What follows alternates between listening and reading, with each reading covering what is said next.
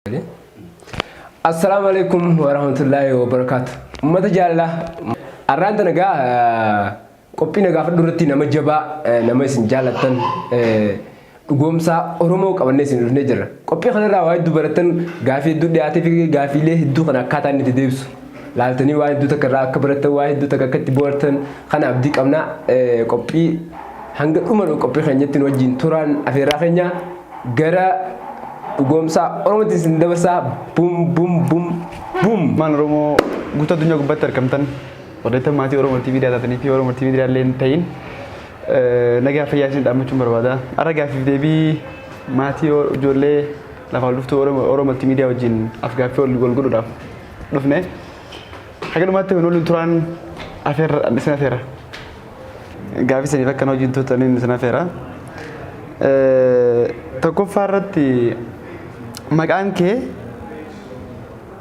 kan duga enyuja magaan ke kan duga da dugom san mako ke kan duga ti ani dugom sa abdi muktarin jara magaan ke kan duga kan mabang ke na base sini cuma berbat baizu tada hanat ti fayida me mati te nya khaisa jechun mana bank ke dale khaisa mogos ni makaan ke nya gutun sa makaan moromoti ani operation gaba kan ragu tada badasa jama ani dugom sada nanti am sobona bisa serana lalise hamar jamaniti ya monopolenkia akasi makan kiya duga kanuma garga film fatin darba harmente maljete siamti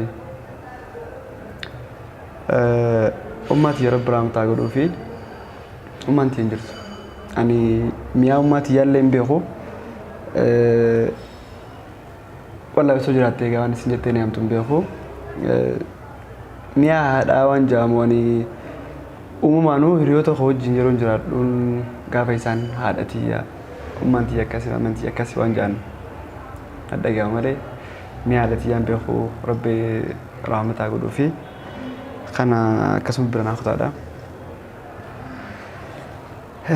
gara gafsi dafatin da bari fama dafan juma fi bunu khisa to kodi so jam takham diftaya ani lachuni fayda ma sarritin fayda lachuti garu harara gode ka wadde be kholachu sani lachun susi na tembe so yo jirate mo jiman na baraka akafagatun barbadu lachun salle rakon kabo khana kaso na wadara yo bunni hafe it's okay jimada afrafan jahalale ni qabda no inkabu itu kawaden ture like amman kabu copies natu I don't know khana devsa isinu maf disa gara gafi shana fara jalate da debe ta ayati wallahi ya habibi itu tari yaro khiyana dan geisetin dabe ta I don't know akata antil mamuti baka jalate mun nadab debo dabe baka dabe be baka ta kaso ta fara to minni Japan siyasa fi lubbuna ma kamtu calaya lubbuna ma calaje na man garu wal maddi tikabe khanim fa kufrachu fado siyasni yo lubbut like am personally ani akadum fa khiyat dugom sate siyasa oromotif dugom san dueti siyasa oromotif buan duftu ummat oromotif buan duftu yote I don't care dimi lubbun khiya baduda rakko to kongkap khana saidi sani yom kabade siyasni nis adunyan tu wasu soswan tef garumo generally lubbun nama siyasa dalti siyasa lubbu siyasa sanu lubbun nama to sawi tef lubbun nama siyasa dalti akasman daga wadda bekam ti damo bekum satu cala ja bekum satu cala bekum sukun manne barum sa waqtan arkamu bekamtin bekamti salban lufti bekum sigaru lafatin umuman kan jiru sakum jiru tute bekamti bekum sa lafati mali narkatu bekamti garu salpat lafati to madufti bekamti lafati da mali nduftu garu akka bekum sa timiti fakenya saidi garagaratin bekamu da fetu arra namotu ma tokko namotu arra dubbata mun qabne khana rasul mun qabne tokko fagabati yo arabste namni follow su godu hangan qaban So kanaafuu beekamtiin salphaan dhufuu dandeessi beekumsatu caala jee naman. Kanaafuu beekumsa irratti ati xiyyeeffannoo osoo nu dhaamsa qooti. Saddeettaffaan uummata Oromoo kanaaf maal godhuu karoora qabdaa gara fuulduraatti gaafa ija'udha. Ani uummata Oromoo kanaaf wanni godhuu karoora qabu fuula duratti jechuudha. Tokko kana caalaa jabaadhee miidiyaa guddaa gadhaabee miidiyaan isa rakkate qofa miti kan inni barbaachisu. Gabrummaa qofa keessatti miti kan barbaachisu. Bilisummaa qofa miti kan barbaachisu. Hawaasni tokko jiraate kan jennu politikaalii, sooshalii, biizinasii jabaatee jiraachuu danda'u qaba. Sababa ta'eef biizinasii isaa irratti hojjetamuu qaba, sooshalii isaa irratti hojjetamuu qaba, politikaalii isaa irratti hojjetamuu qaba. So kanaafuu miidiyaa kan sun hundi kan ittiin hojjetaman miidiyaadhaan. Kanaaf miidiyaa tokko yoo fedha rabbii ta'e miidiyaa guddaa jabaa tokko gadhaabee hawaasa kanaaf kana caalaatti waan hojii godhuu fi godhuu tokko kanan barbaada. Isa lammaffaa laman jee ture. Lammaffaa qabeenya soradhee maatii ispeeshaalii maatii qabsaa'ota Oromoodha. Maatiin qabsaa'ota Oromoo baay'ee irra parsentaa 90 ol daandii irratti yeroo argatamanidha. Jireenya galtuu keessa warra jiranidha. So isaan kana yoo carraa harkadhee yoo harki kiyya jabaate gargaaruu nan barbaada. Isaan kana dabalatee isaan kana select godhadhee Oromoo rakkatte gargaaruu hawwii kooti. Xiqqeenyaanis karaa dalagaa kanaaf waan inni hedduu naaf salphaa waan ta'eef.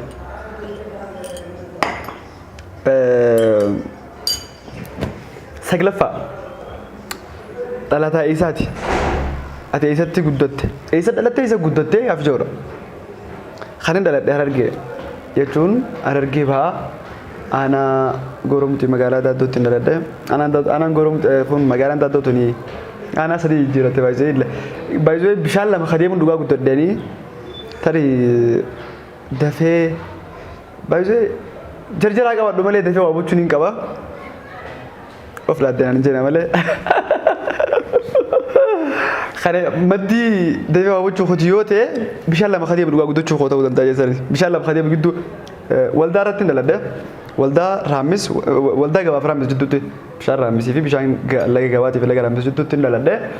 Magaalaa Dodootti jedhamu magaalaa tokkotti hin dhaladhe. Aanaa Gooroom aanaa Baddannoo jala turte jalqaba. Deeftee aanaa Meettaatiin jala turte. Sanboota irraa amma aanaa Gooromtiitiin hoogganamti. Magaalaa xiqqoo sanitti hin dhaladhe. Ollaa nama calanqooti barumsa koo eessatti guddattee hajoof ani akkuma jalqaba irra kaasuudhaaf yaadee ummati yeroo biraa mataa godhuu fi ummanti yeroo duutee ijoollee jaanii yeroo almost waggaa anaa waggaa lamatu waggaa takkaa fi waa akkas ta'e yeroon dhaga'u kana gaafa ummanti yeroo duutuu anaa fi obboleessa hojii tokko hangafa kiyyaama biyya keessa hin jiru biyyaan baha kana jira dhaltee anaa waggaa tokko akkasii akaramte yeroo biraa mataa godhuu fi sanboota haadha ummaa tiyyaa biran deemi haadha ummaa tiyyaatu na fudhatee isii birattiin jireenya kiyyaa maali ijoollummaa kiyyaa waggaa 10 moo 9 akkas isaan biratti isii birattiin guddadhe sanboota faazirii kiyyaa bira ture achirraa barumsaaf magaalaa sun gara calanqootti jire akkas dhugumsaan kan dhalatee guddatee sararguma keessatti jireenyaaf Finfinnee ammaa jiraatu malee 10 sadarkaan barnoota keetii hangamii baay'ee gaafiin kun namoota hedduutti gaafii ta'uu ture. Nallee nama nani ayidoon maalirraa akka naan galuu yeroo nani sadarkaa barnoota kootii himee noo akkasii miti yeroo naan jiru waan gan qabanii haayiskuuliin jira. Gana bara kanaan yeroo bijee almost waggaa afur akka saddaaniin mure sadii moo afur akka saddaaniin mure bara nan taraansi fardha yeroo fedha rabbii ta'e akkasii akkasin naga badda kurala marra jira kutaa kurala barachaa jira jechuudha baay'ee kudhata akka gaafitti antu kudhata akka faadha fuulduraaf maal irratti hojjechuu barbaadda karoora ani bakka hin maal jechuudha dhiifa bakka hati jidduu goonaa of barbaachisa so fuulduraaf maal irratti hojjechuu barbaadda tuqeen ture karaa uummata Oromoo kanaaf ani baay'ee kan namni na hubatu dhugoomsaan umrii isaa irra 1997 daladde ara umrii tiyya 23 faa keessa jira hin gaafatamne gaafii kana Soomaaliif soo baay'ee kana keessa almost waggaa 8 akkas waan ta'u ijoollummaa kiyyaantee jireenya bakka personal life completely dhiisee waanuma hawaasa Oromoo keessatti sababan if argeef jireenya karoora kiyya fuula duraatti illee jireenya Oromoo wajjin waan addaan fagaatu sababii natti hin fakkaanneef jechuun Oromoo wajjin adda fagaatu gunja'u na hubattanii jechuun like waan Oromoo wajjin wal qabatu irraa hin fagaatu jechuu barbaadeti inni sun akkuma reefu maal irratti karoora fuuldura hojjechuu barbaadde jee sana hojii wal fakkaata jeeti tokko hojii nan hojjechuu barbaadu business for every direction waan fedhii irratti haa ta'u jechuun waan business jaamee gaarii ta'e kamirrattuu dinagdee irratti hirmaachuudhaan barbaada. Inni lammaffaa inni biraa immoo akka kanumaan isa san keessatti tuqe business keessatti hirmaachuudhaan barbaada. Inumaa osoo ta'e import agenda export osoo ta'e illee fedha isaati. 12 dargaggoo kookatiif maal dhaamtaa? Isa kana kan inni irratti fokas godhee dubbachuu barbaadu.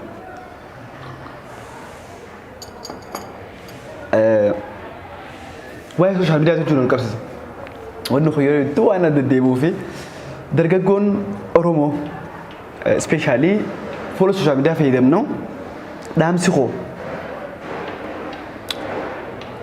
dhaloota seenaa abbootiin dhaadatu akka hin taane. Ani irra lafaa kee ani bar ilma sooressa jaarraa abbaa keessatti hin jee. It's nothing. Hiika tokko hin qabu. Ilma Oromoo qulxuu ta'uun keessatti hiika tokko hin qabu. Ilma Jeneraal Taaddasaa Birruu ta'uun hiika tokko hin qabu. Ilma Waaqoo guutuun hiika tokko hin qabu. Every qabsaa'ota Oromoo qabdu kan dabranii isaanii dhaadadhan hiika hin qabu. Ittiin dhaadachuu hin qabnu jechuu qoomti. Akka isaanii hojjechuudhaaf waan godhuu qabnu danda'utu jira. Fakkeenyaaf gosaa wal qooduu, lagaa wal qooduu, kutaa wal qooduu, amantii wal qooduu. Baay'ee wanni kun dur hin turre. Hin turre dhaloota ammaa kana keessa malee hin turre wanni kun. Jeneraal Taaddasaa Birruu Finfinnee irraa ka'ee Harargeedha kan inni dhaqe. Oromoo mataa walitti qabuudha jecha akka waataa Oromoon itti jireenya keessa jirtu kanarraa jireenya gabrummaa keessa jirtu kanarraa ittiin tarkaanfattuuf shawarraa ka'eeti Harargee deeme. Arraan jirtu jechuu qoomti. Garuu akka bara sanaa Oromummaa wal qabachuun Oromummaaf dhaabbachuun Oromiyaaf dhaabbachuun dargaggeessa keenya ammaa biratti gadi jabaatee dhaabbachuu akka barbaadu dhaabbachuun barbaada. Dargaggoon Oromoo harka qalleeyyii qofas ta'uu hin qabu. Haala mijateen hojjedhaas. Kana ifirratti jalqaba piraaksisii ifirratti ni eegala. Haala mijateen carraa mijataa argametti fayyadamnee hojiis hojjechuu qabu. Tarii carraan hojii hojjechuu qabnu yoo dhiphatellee dhiphaadhuma san keessa dhaabbannee qaama xiqqoo argametti fayyadamnee dargaggeessi Oromoo hojjechuu danda'u qabu.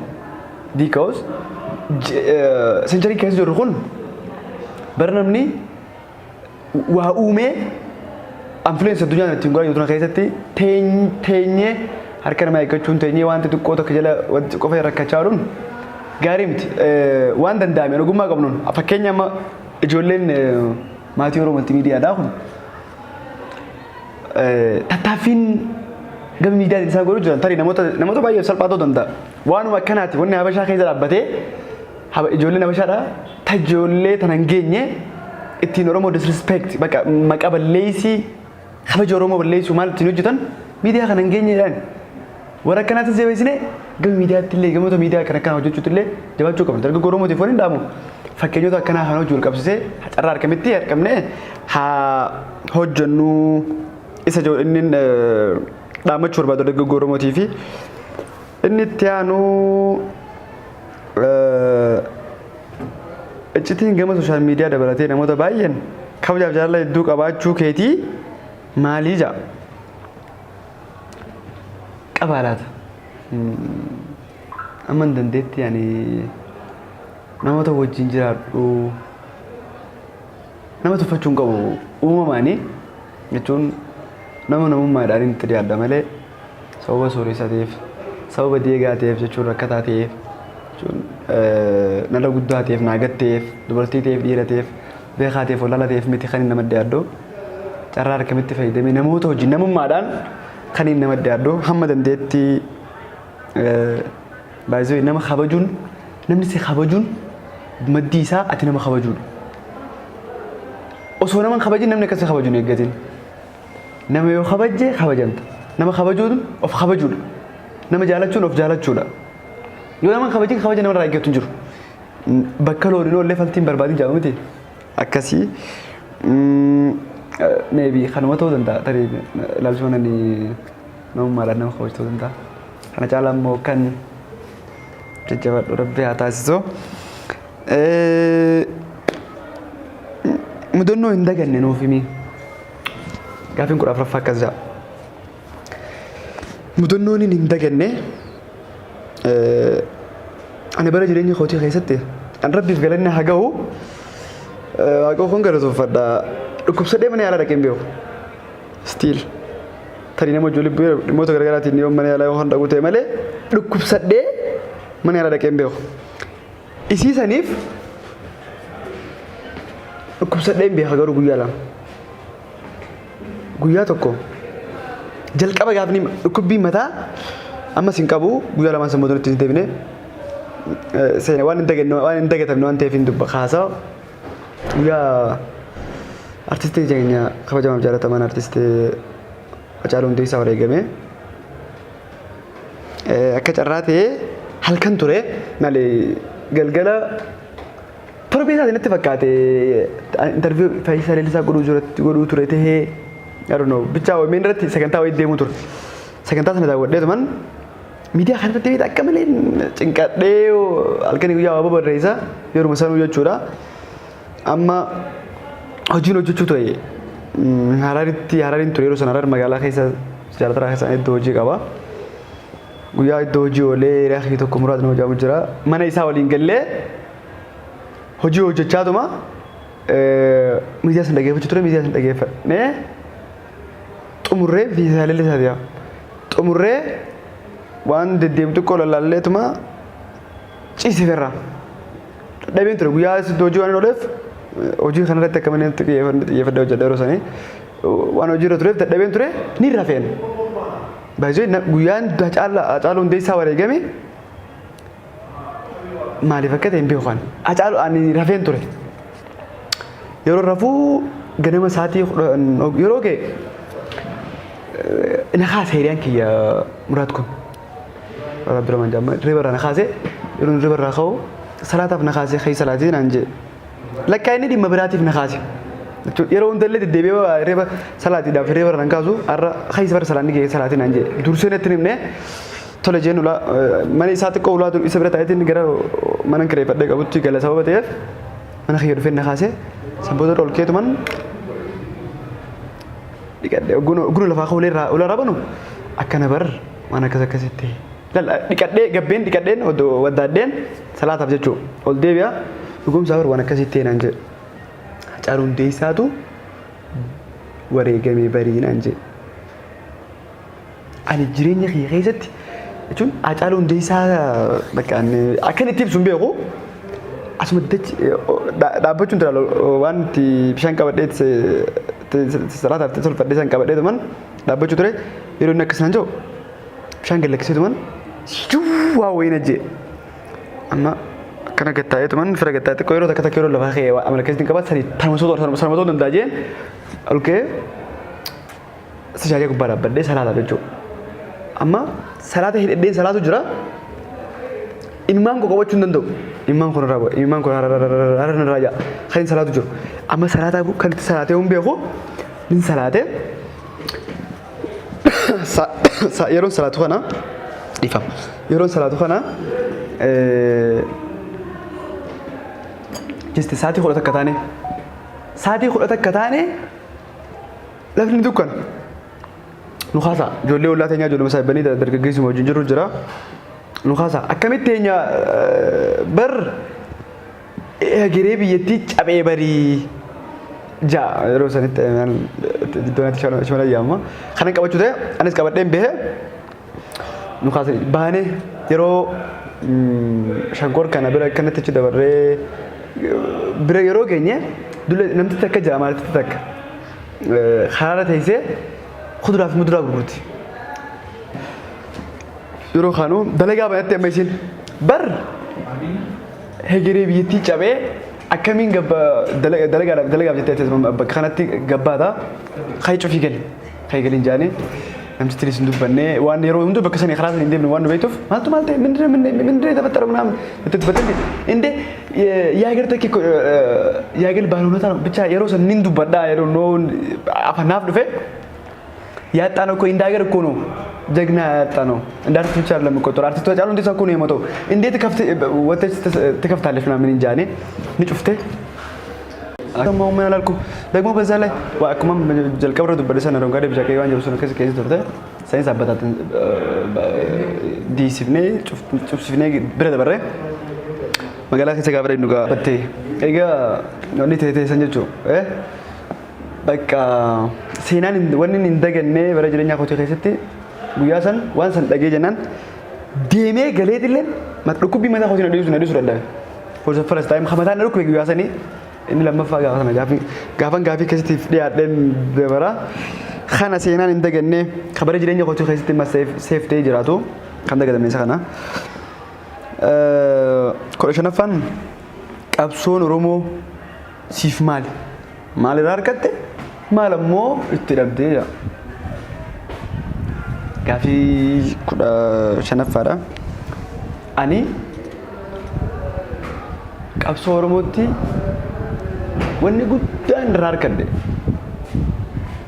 hawaasa Oromoo addunyaa kana gubbaa jiran wajjin wal baruu fi eenyummaa kootii irratti focus godhee seenaa abbootiin keenya kaleessa hojjetan dudubbisuudhaan wantoota hedduu niin babarreessanii dubbisuudhaaf hedduun taayimii hin qabu yeroo hedduu sooshaal miidiyaa feesbuuk FB gubbaa uffattiin dabarsu nin dubbisa Google seenaalee kaleessa dabran nin dubbisa ammati jechuun seenaa Oromootirraa muraasa wayii 5% dubbisa jee yaada so isuma kana seenaa wantoota seenaa maal bu'aan qabsoo Oromootirraa argadhe Oromoo wajjin wal barachuudhaa fi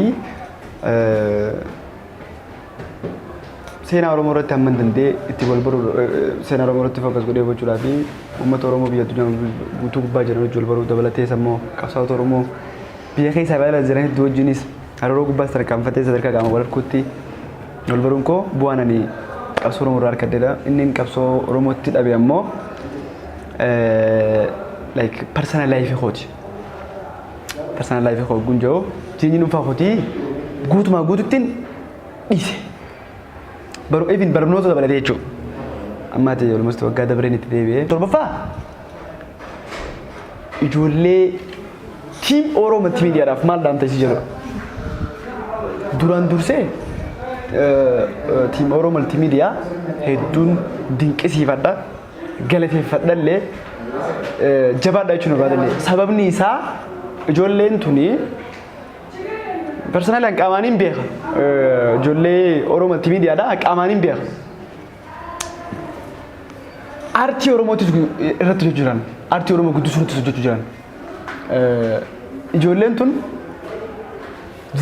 jireenya dhuunfaa maali like personal life isaanii irraa qoodaniiti arti Oromoo guddisuuf namoonni YouTube yeroo waa gallakkisan kan akka jireenyaatti ilaaltan ilaalcha negatiividha san wanni YouTube irraa argamu waan jireenya namaa fooyyisee maal jedhu it's nothing. Loon Oromoo media irraa arti Oromoo komediitiin bifoota garaagaraatiin ergaalee garaagaraa namoota irraa fuudhanii yaada namaa dabarsuudhaan maal jedhu kanaan haa jiraatan malee warri gurguddaan YouTubera gurguddaa qabanuu jireenya isaanii YouTube jijjiirri nama jedhu harkatanii beektu hin jiru.